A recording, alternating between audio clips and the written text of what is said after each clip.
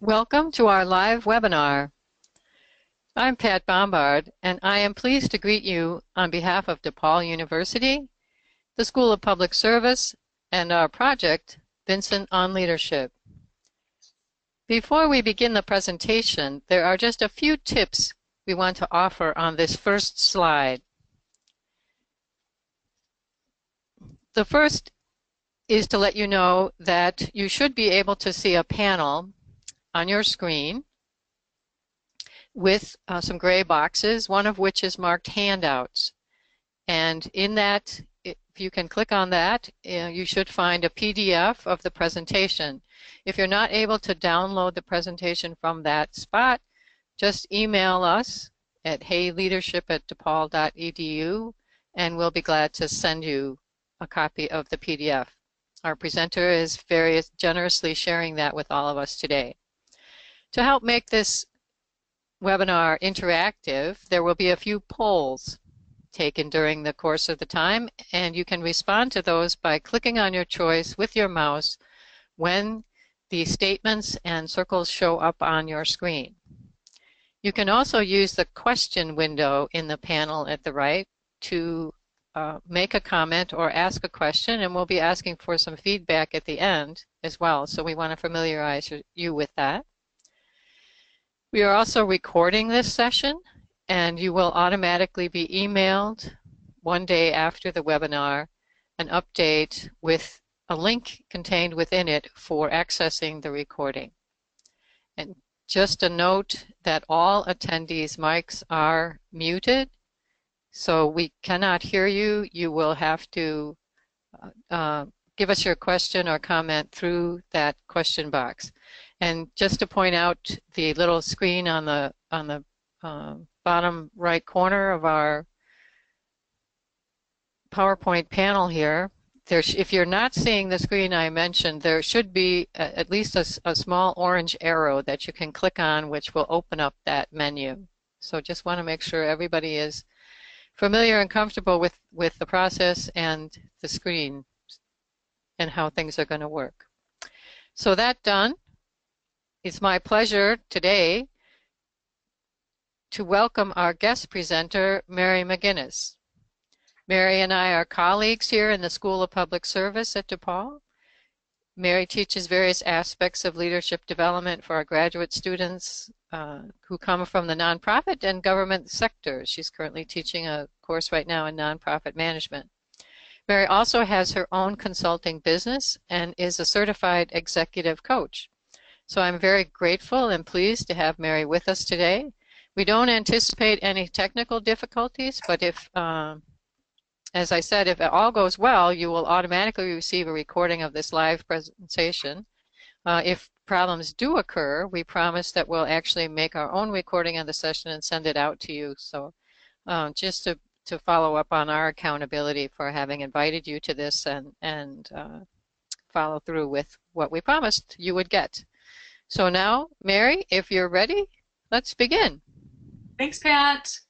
Good afternoon, good morning, good evening to those of you who are joining us today.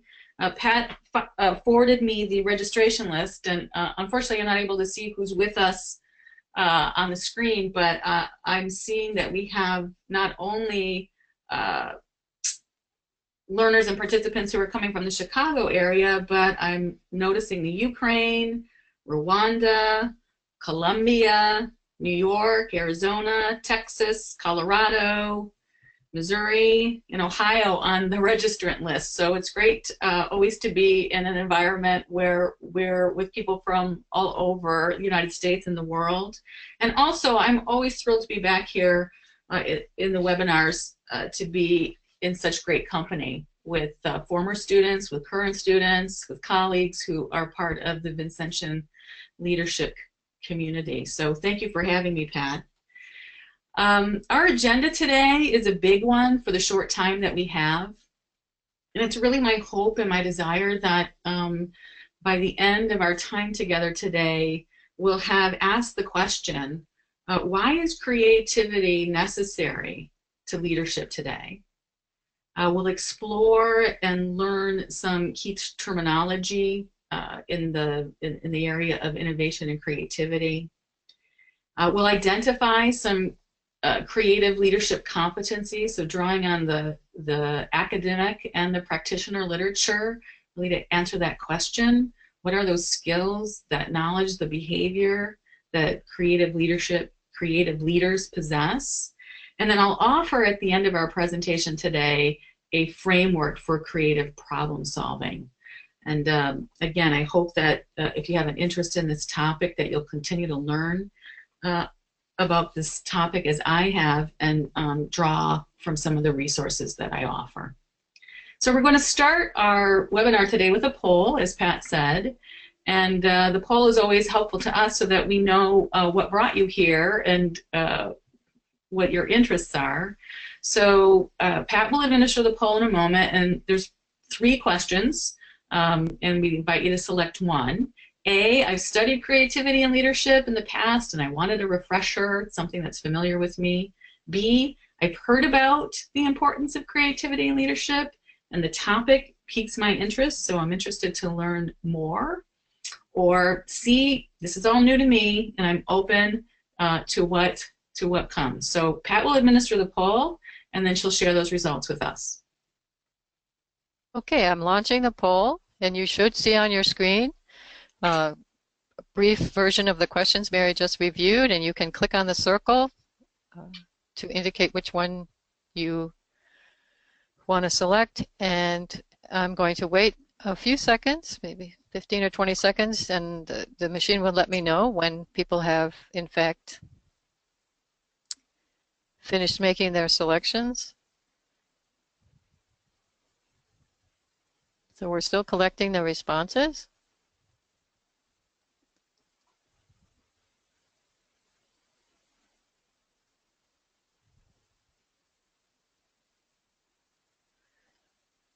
Okay, I'm going to close the poll. So this is your final chance to make your selection. I'll close the poll, and then I'll share the results.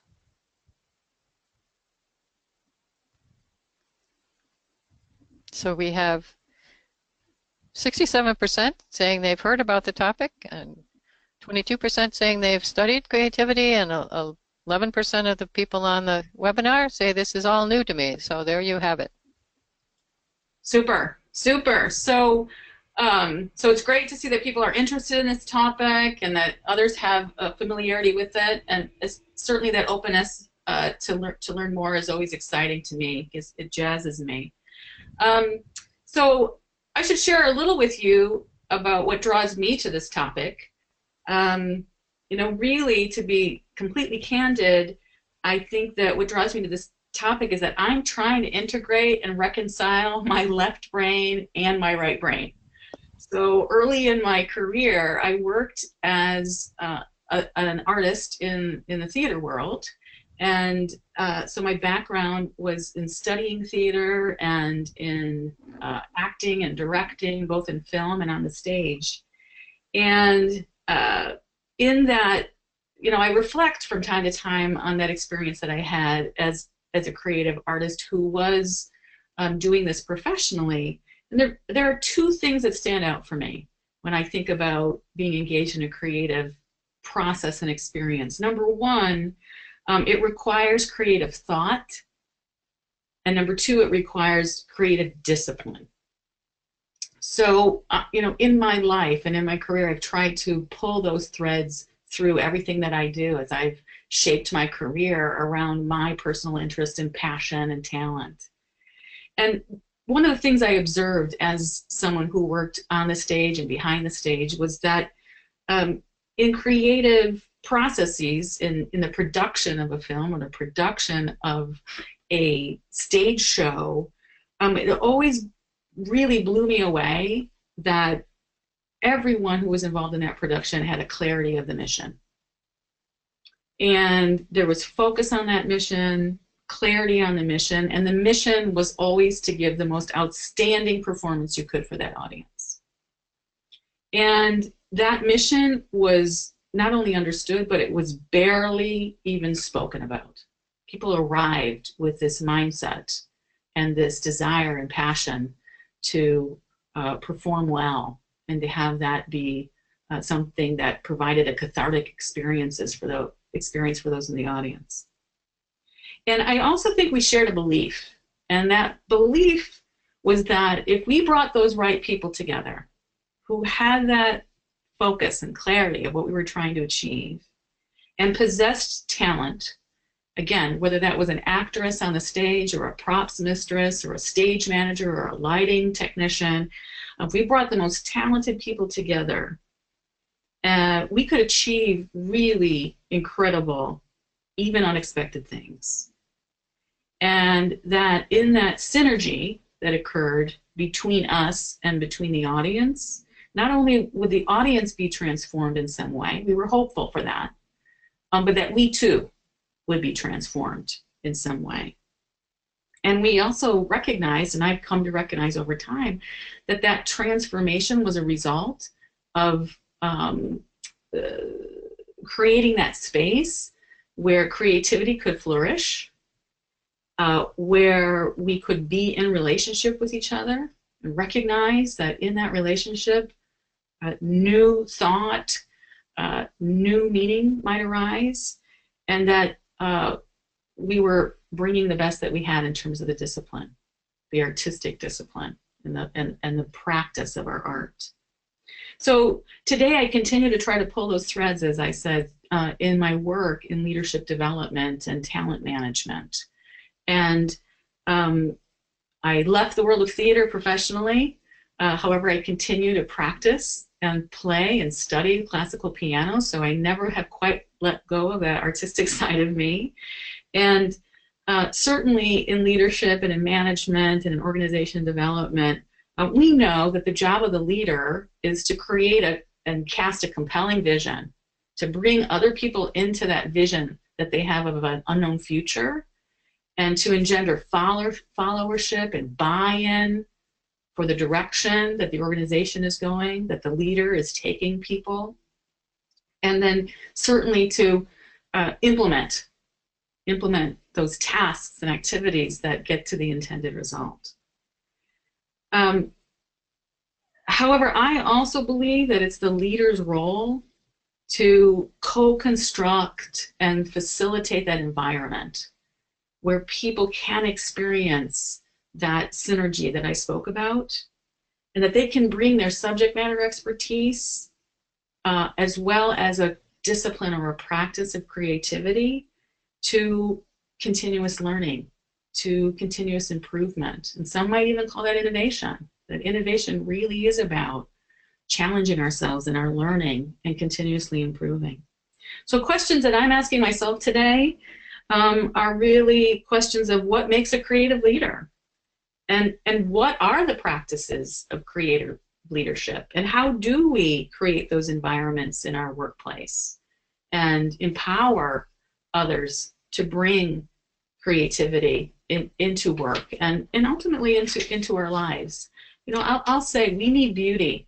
We need truth and beauty these days. It's the world sometimes feels harsh, and artists are always seeking beauty. So why creativity and leadership? Well, as I said, we're living in extraordinary times, you know, politically, socially, environmentally. And if we bring it down into these times in our organization, we're dealing with extreme change. The pace of change has quickened. We're working in competitive environments, and our organizations are asking us to think innovatively, to think creatively. And so both in business and in nonprofits, we're not immune to that feeling or that effect of a shifting marketplace. So in business, there's competition that exists for the market share, right? Amazon, Google, Oracle, Zappos, these new organizations, they've only been around for 10 years, and they're dominating the market in the work that they do. In the nonprofit sector, again, we're not immune to the shifts and changes that are taking place. So whereas perhaps a for-profit is competing for market share, in nonprofit world, we're competing for resources. And we have to think creatively and dare I say competitively, because the models are changing. So if you look at organizations like Etsy and Patagonia, Ben & Jerry's, Warby Parker, these are organizations now that are adopting a new form, a new structure where they are working for a social mission, and they're also working for a return on investment for shareholders. So the world of nonprofits is moving towards more of a social entrepreneurship that looks like a B corporation. So this technology, this globalization, it's created this new world of work where these traditional models and ways of doing business and delivering on a social mission are really being disrupted.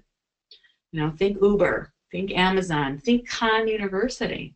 And the ways that we're working in our organizations are changing.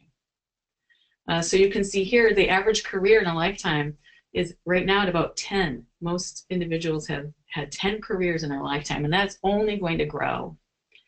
And we have millennials in the workplace who are not only looking for autonomy and freedom to direct their learning and their careers, but they're also looking for meaning and purpose in our organizations.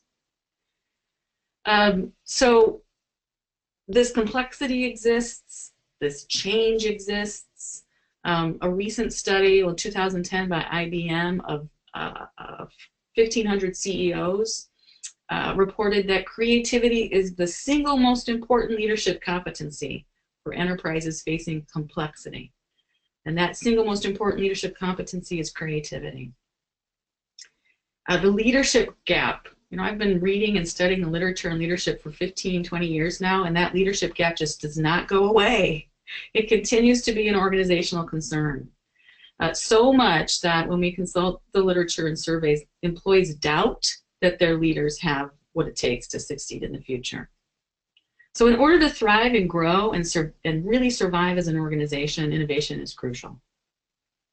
So it's my view that creativity is a skill, certainly, that can be developed, that can be grown. And I also believe that the barrier to creativity is not that we don't have it. It's that as leaders and managers and HR professionals and executive directors, we get in our own way when it comes to creativity, because we neglect our creative side in favor of an analytical side. You know, we neglect our right brain because our organizations reward and recognize that left brain, which is more analytical. And then we judge ourselves as not being creative. You know, we're not creative like Steve Jobs or fill in the blank. We're not creative like Lady Gaga or Picasso or Mark Zuckerberg.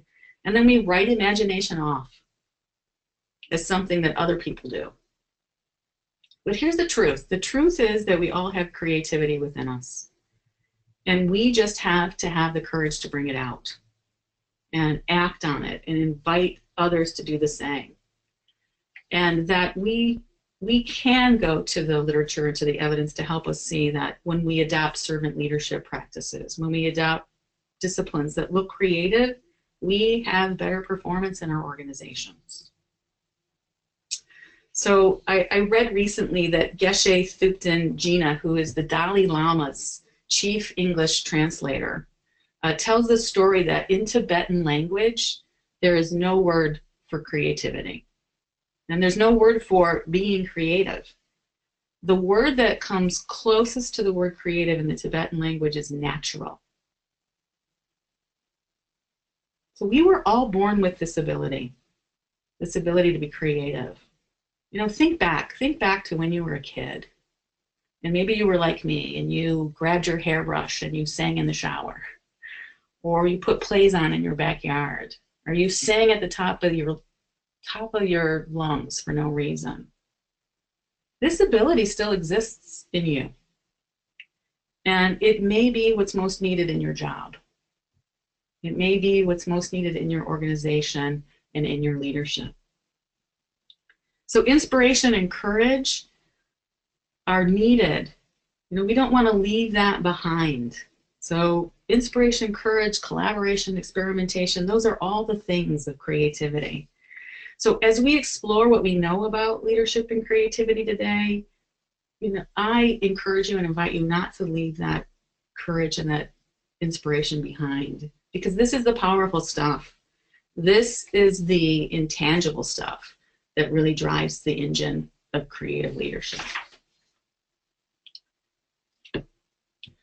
So let's talk about, let's look at the glossary, if you will. So there's a glossary that I would like for us to all share and understand.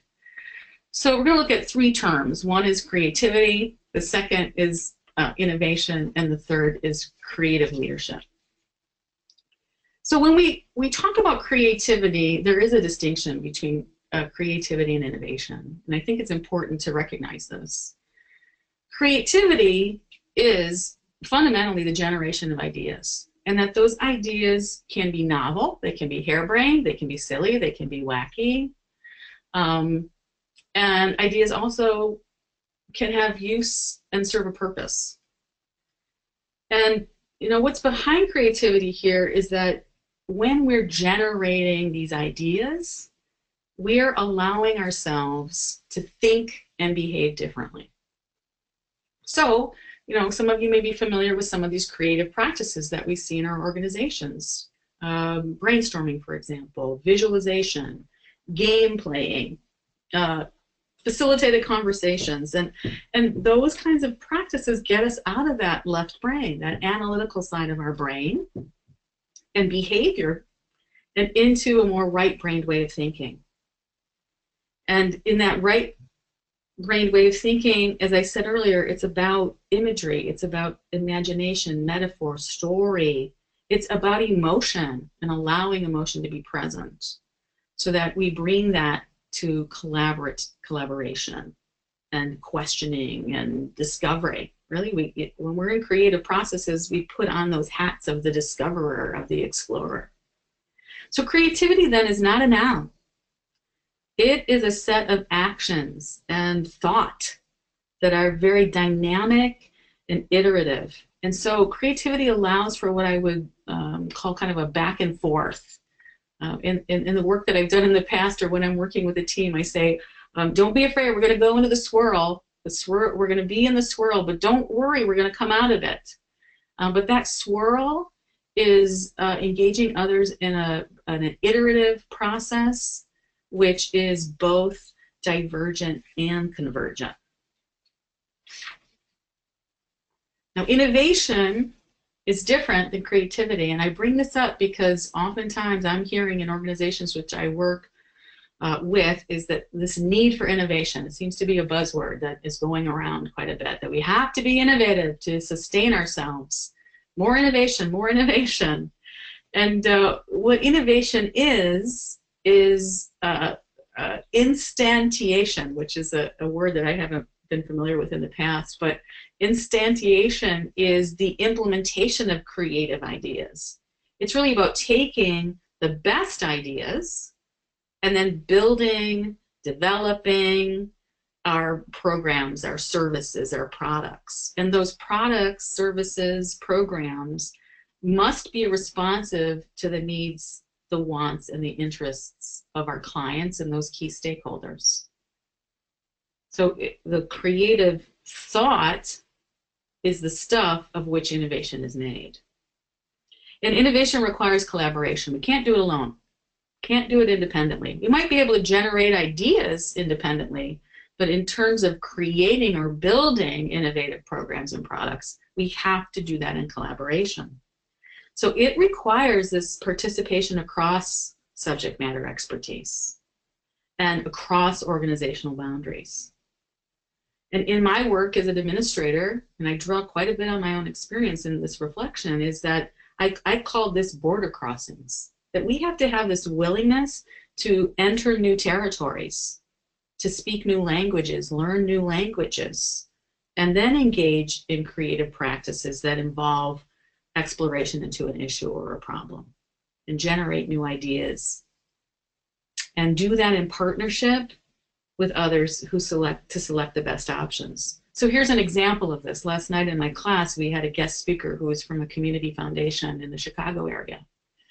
And the community foundations invite donors to set up endowments and grants to fund community nonprofits and innovation around social issues and problems.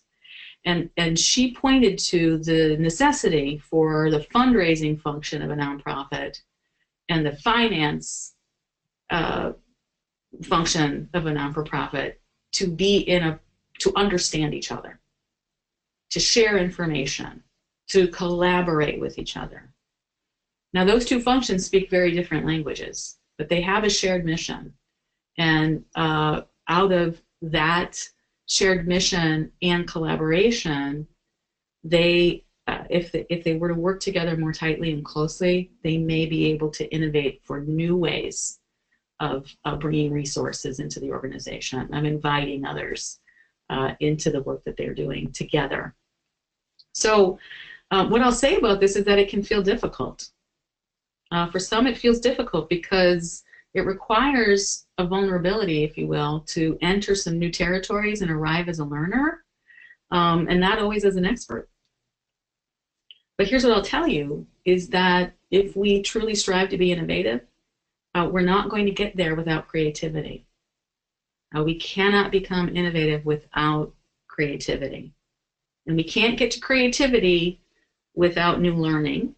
And then I'll even go further and say, we cannot maximize our learning without diversity and inclusion. So this is the challenge for leaders today, to ask ourselves, how do we create those environments? How do we bring that diversity of subject matter experts and perspectives together in creative processes where we might be able to identify new ways of doing, new models, new practices, new products and services? So creative leadership, so what is it? Well, I don't think that there is a definition out there that is widely accepted. This is an emerging field, and I went to the research of Hunter and Cushenberry.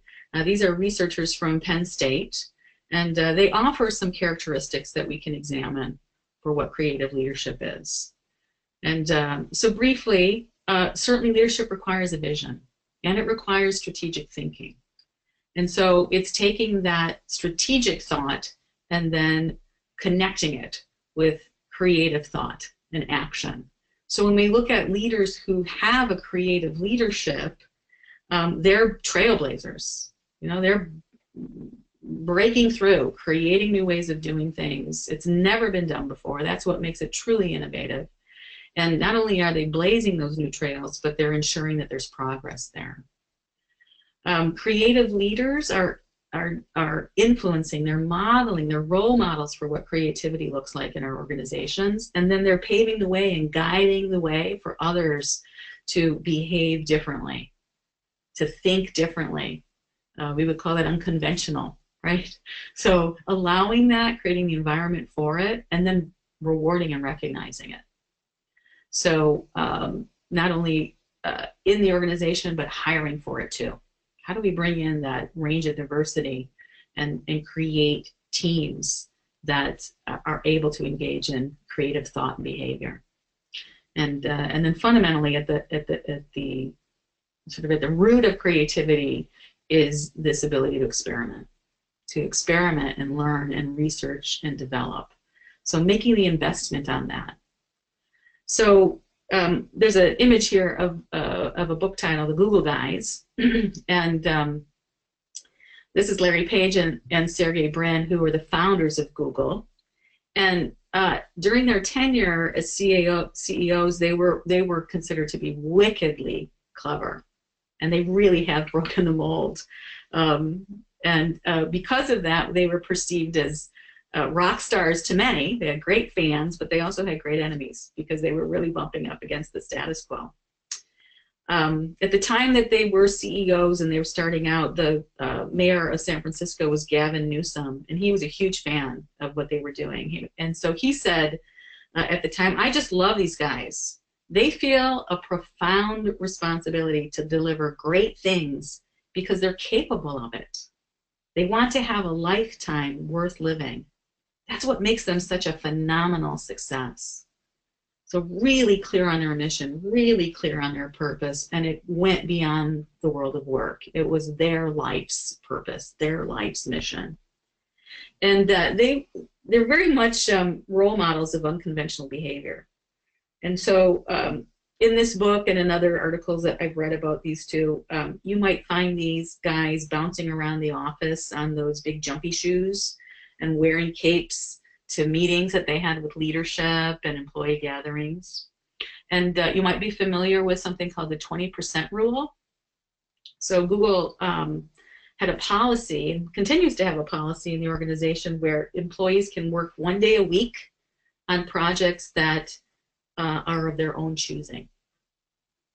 And the idea here is that they're using their discretionary time, their discretionary effort, and creativity to examine problems and issues and create new solutions. And one of the products that came out of that 20% practice is Gmail. So Gmail today is used by 1.2 billion people across the world. Just absolutely amazing. And another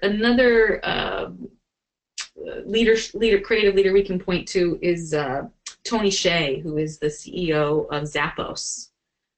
Some of us might be clients of Zappos, where we order our shoes online and have them delivered to our door. And one of the things about Tony that is remarkable is that he likes to be in it with his employees.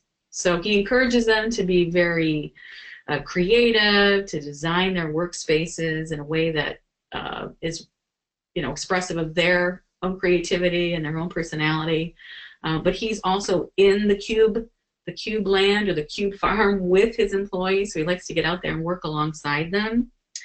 And so there's stories of Zappos employees doing impromptu in-office parades around the organization. And again, they've got a very interesting policy you may have heard about in terms of their hiring. So because their culture is so creative, and some might even say zany, when they're hiring people, when a candidate is offered a job, their recruiters say, okay, are you sure that you want to come and work for us? Because this is a very unique and interesting culture. And if you do not want to come work for us, right, if you have any doubt, then you can withdraw, and we'll pay you to do that. We'll pay you $3,000 to not join the company. So very innovative policies that they have in their organization, because they recognize they are apart from what's typical. So our next poll is this question: how creative have you been lately? Now, if you were to think about your own creativity in the workplace in particular, where would you rate yourself? High, medium, or low? High would be I'm generating, I'm applying new ideas every day. Medium would be, occasionally I get a new idea and I do something about it.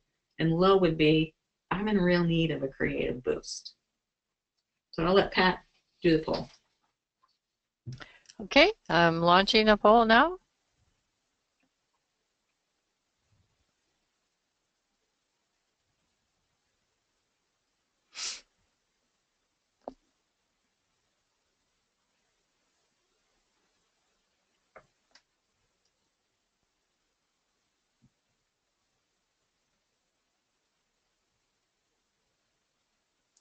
Okay, I'll give you just another 10 seconds or so to respond.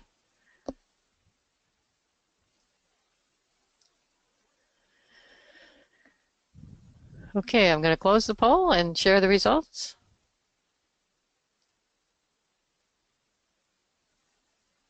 All right, I'm seeing the results come in. Pat, I can see them.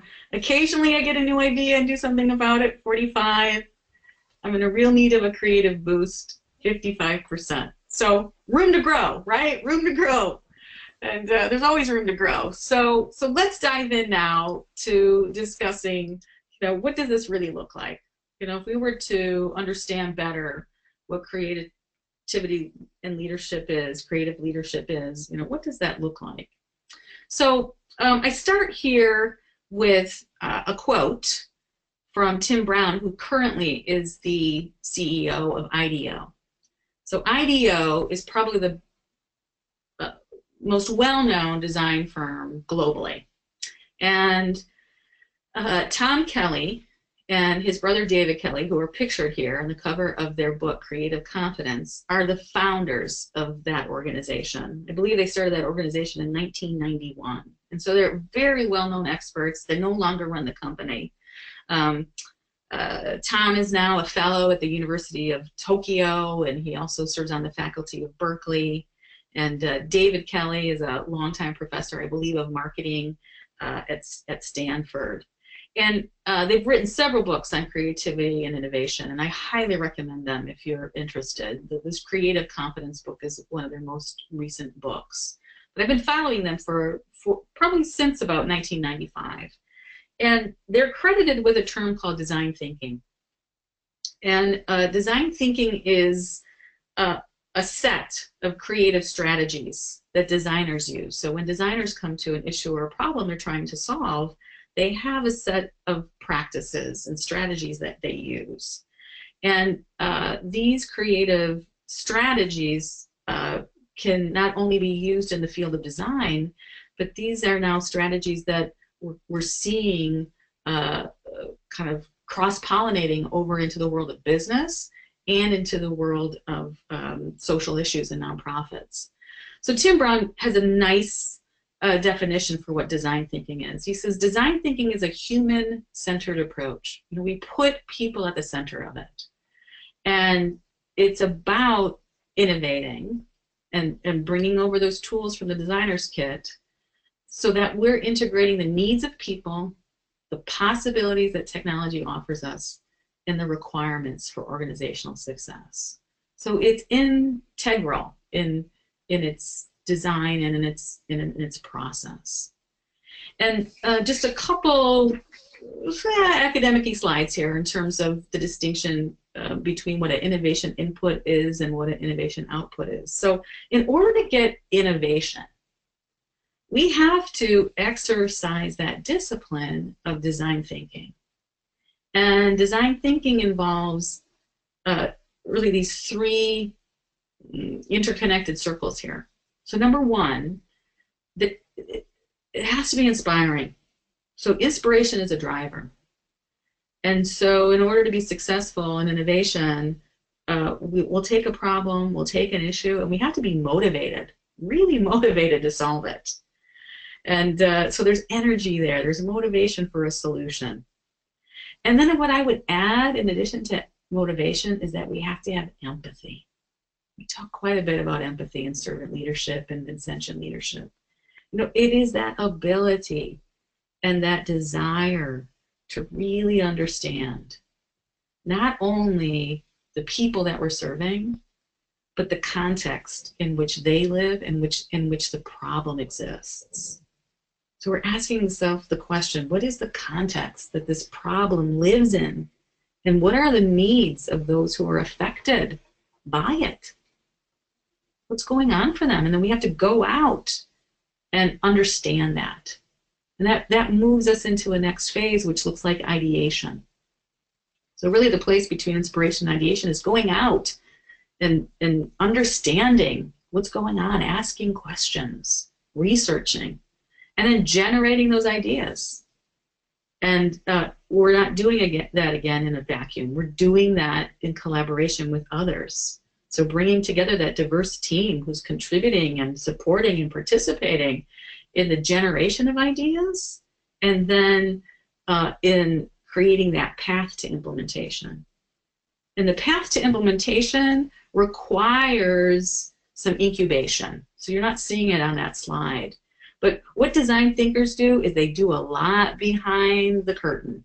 So they're incubating an idea, they're prototyping it, they're testing it, they're looking at the failure, they're refining it in an environment before they bring it out for others to engage in. So that incubation is extremely important, to be doing things behind the curtain and then bring out that program or service into a marketplace.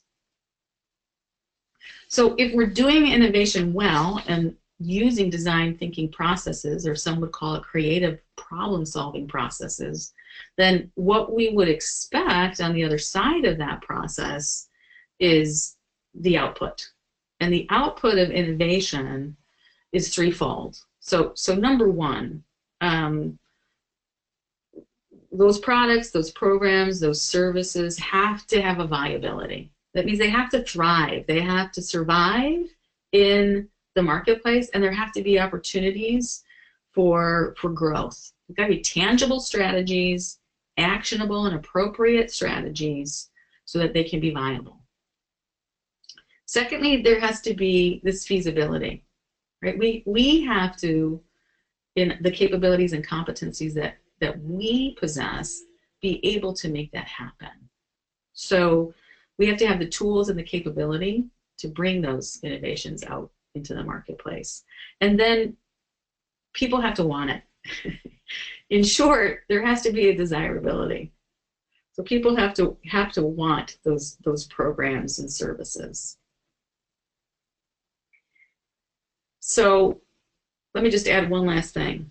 So if we are engaged in creative practices and those inputs to innovation, and we're striving for that output to build our capability to bring products and services and programs to meet the needs of others, then the other output that innovation offers us is that in the process itself, the people engaged in creativity and innovation, they're learning and growing too. So in the process, they're actively learning. They're building capacity and competence. Not only to develop and produce that current project or program or product, but to refine it in new ways. And with that learning, they take it to the next project. I think that is the transformative piece of this, is that there's growth happening on that team and in those individuals, and ultimately in the organization. So Giudice in Ireland wrote a book in 2014, which is called The Rise of the DEO. DEO stands for Design Executive Officer. So they're saying in this world that we live in, it necessitates a shift from that chief executive officer who is responsible for business strategy or mission fulfillment to a design executive officer who is absolutely responsible for that execution, but also who is a creative problem solver and who is a catalyst for transformation and cultural change inside an organization. And certainly they share some traits. So the traits that a CEO and a DEO share are there, you see in the slide in the middle. And they're ambitious, and not only ambitious for the work or for the cause, not ambitious, let me back up a minute. They're ambitious not for themselves, but for the cause, for the mission, for the work. And they possess a confidence and an assurance. And they're rational as well as creative, and they recognize that competition is what they must confront. And the more I wade into this and the more I think about this in the world of nonprofits, the more I encourage people to not shy away from the language of business and competition, that we have to confront that and ask ourselves, how do we as leaders and managers operate more effectively and efficiently for the mission in these competitive environments? So as I said, the CEO is primarily concerned with the strategy, the business strategy. And so on the left-hand side of the slide, you see sort of the traditional traits of a CEO, right? The top executive, authoritative, the leader in the organization, you know, delegating actions, perhaps being at the top, one-way communication, following the rules, doesn't like to fail. This is the old paradigm of leadership, and you may have seen this in other illustrations of the shifting paradigm. It's the old paradigm which is not serving us in organizations any longer. And that the shift is to the new paradigm, which is looking more like shared leadership, and it's relational, it's collaborative, it's about leader as coach, leader as developer of people. And in the DEO model here that we see on the screen, we can see some additional traits that look like systems thinker, really understanding the system, what's going on in terms of the unintended consequences in a system, leveraging a system, having a comfort with ambiguity, right? You know, change requires that we have a comfort and an ability to stand in that uncertainty and guide other people through it. And being a partner in the work, not afraid to roll up the sleeves and get your hands in there and help people to be networked, not only with the resources that they need, the tools, but with each other. So a DEO is creating those social networks and embracing failure and mistakes as part of a learning experience. So Ireland and Jadusi offer us 6 defining characteristics, which you can see here. So again, Pat mentioned that you'll have the slide as we end the presentation today, so I won't go full deep into each of these aspects, but change agents have that comfort with ambiguity and uncertainty, not because it's not uncomfortable, but they recognize that it's uncomfortable. They know that when we march into change and creativity, that there will be a discomfort there and there will be a tension there, and that we have to stand in that tension and recognize it as a path to new approaches, to new ways of doing. They use their gut in addition to their head. So again, right-brained versus left-brained, but they use their head, their heart, and their gut. And they know that that not only is the data important, but feelings are important too. Emotions are important, and we have to create the space for people to speak freely from that place of emotion and feeling. The risk takers, so they embrace experimentation. Social intelligence, many books written on this. If you're interested in that subject, I can refer you to some great sources, but that's that social recognition that social networks have power in them, and that a role of a creative leader is to recognize who's in that network of people and how do we surface that talent and connect people to other talent. Systems thinkers, analyzing, understanding the greater system and recognizing the interdependencies that exist there. And it's not about analyzing to avoid chaos, as I said earlier. It's about understanding that system so that patterns are surfaced and those unintended consequences, you mitigate them to the degree that you can. And then they make things happen, right? They're action-oriented. They feel that urgency to become really involved personally, and they motivate others, and they lead by example. So these are some of the traits. They also create creative climates and environments. And this is coming out of the work of Creative Problem Solving Group. Great book written by Isaacson, Dorval, and Truffinger. It's in the resources about the creative problem solving process, or what is now commonly referred to as design thinking. But the environment is so critical and important. And so these are the aspects or the traits of a creative environment. There has to be safety there. You have to value and recognize that people come with different style preferences. They have a diversity of experience and background. It takes time to be creative, to truly be creative. I was just listening to a lecture this morning by a former CEO of Popeye's Chicken, who was a servant leadership. When she came into the organization, they were in really great need of a turnaround. And she was able to turn around this organization in 10 years. And she speaks very proudly of that. Some people would say, oh my gosh, that is a long time. But what she accomplished in those 10 years is quite amazing. You have to invite people and encourage them to participate and tolerate that messiness that comes with creativity, facilitate team, and create those judgment-free zones. You know, people, when they come into creative spaces, are concerned. They're vulnerable. So how do you create a zone where people can come and not judge themselves or judge other people. And then use these processes. So there's a discipline, there are practices in creative problem solving. So when you think about your own organization, how innovative is it? And so here's 6 options for you in our poll today, right? A through F. You know, we have a strategy and a vision that's ambitious and forward-looking. Our leaders are focused on the future. We have opportunities to learn and grow and make mistakes. Our ideas are valued and implemented. And we have creativity and innovation as one of our core competencies. Or F, all of the above. So Pat's going to do the poll, and let's see where we land.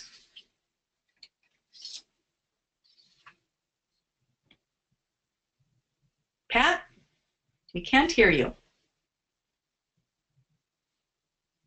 I know, I'm here. I'm just having a little difficulty. Okay. It's not, for some reason, it's not showing me the next poll, but let me go here. Yeah, I can't. Okay. Well, small minor glitch. Yeah.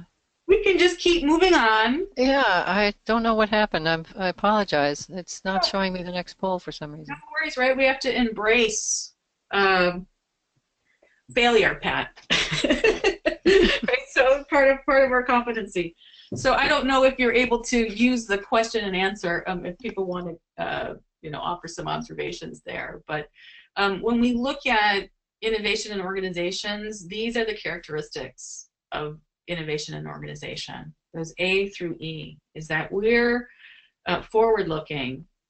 We're trusting that our leaders are focused on the future, and so creative environments lend itself to this. And these are the ways that we are assessing our organizations today in terms of employee engagement and leadership ability, and how our leaders are responding to the needs and wants of employees within the organization. So this might take a chapter right out of an engagement survey or climate survey that is been implemented in your own organization.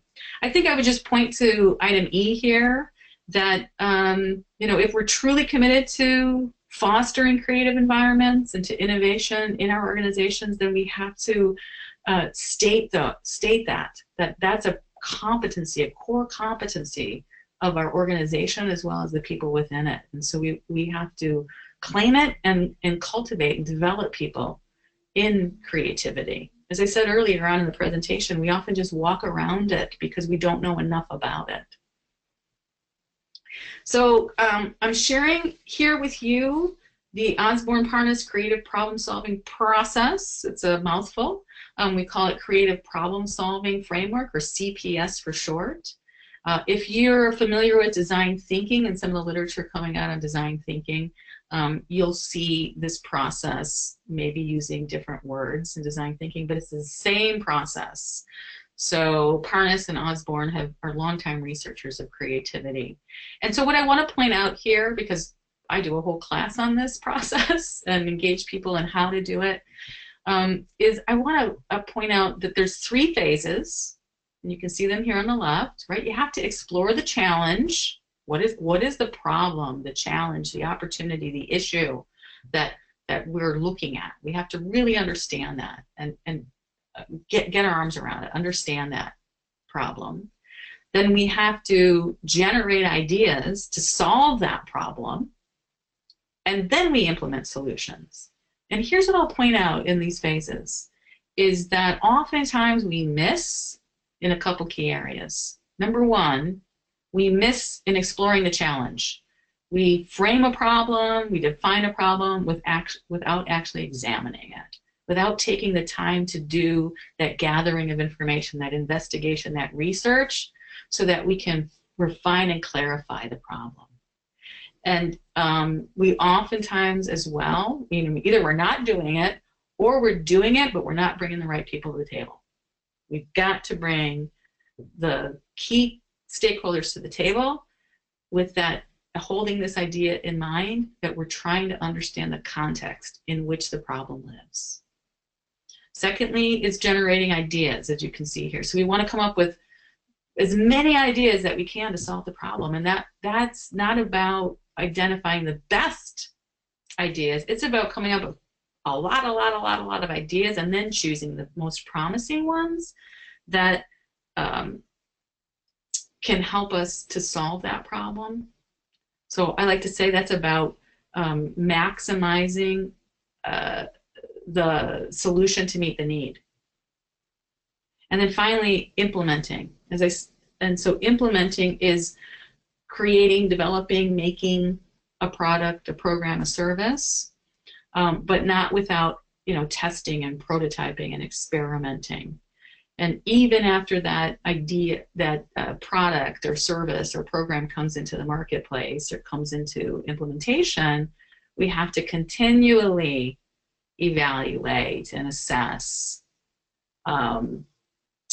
that program by going out and asking our clients, our stakeholders, if it still has relevance and value to them. So this is the framework for design thinking and creative problem solving. And then I'll just share a last few slides before we end today. So this is a long laundry list, and so I'll just point out a few things about creative approaches to problem solving. Right? We have to examine the facts as well as the impressions, the feelings, and the opinions from multiple points of view. Feelings matter, and we've got to dig underneath those assumptions. And there's practices and ways to do that. And that context piece is critical. Consider what's surrounding the situation and the solution, and be sensitive to those people who are involved. And reflect. There's reflective practices embedded in this. Non-creative approaches look like this, right? Just sticking with the status quo and saying, that's what it looked like before. If it worked that way before, it should work that way again. And oftentimes that's not the case. And oftentimes we get stuck in our habitual responses. So we're not even aware of our patterns of behavior because we don't step back enough to recognize that we've gotten into a habit or a response that may have ultimately become a trap. So in our leadership, how are we pulling people out of the day-to-day and being engaged in reflective processes where we're able to see ourselves in action? So some benefits in our organization: it's user-centered, right? It's about people. It's human-centered. It's about the context. It's about generating solutions. So it's not airy-fairy. No, it's a disciplined process that gets us to solutions that are based on a clear understanding of what we're trying to do. And they use the strengths of the people and of the team, and it's balanced. It's blue sky, and it's rational. So a couple strategies to leave you with: ensure that you've got diverse teams and that the people on the team can play the roles that need to be played in creative problem solving. People have to be able to ideate. They have to be able to clarify, analyze, develop, and implement.